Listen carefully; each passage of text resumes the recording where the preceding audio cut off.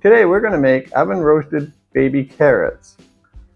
We're going to start with some baby carrots. Should be about a pound. This is actually a little bit less than that.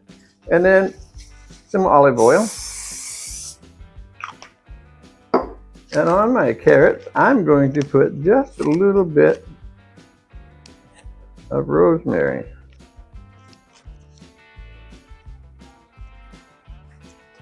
Assuming I can get the package open.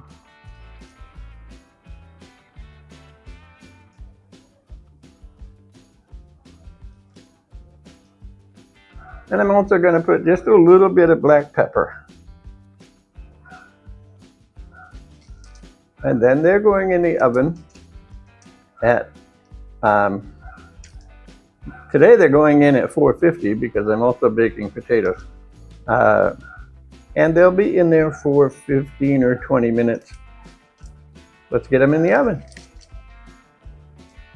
Our carrots are out of the oven, looking nice and roasted. And they're nice and tasty. So, once again, thanks for watching. Hope you enjoyed it. If you did, subscribe. And whether you liked it or not, comment. Thank you.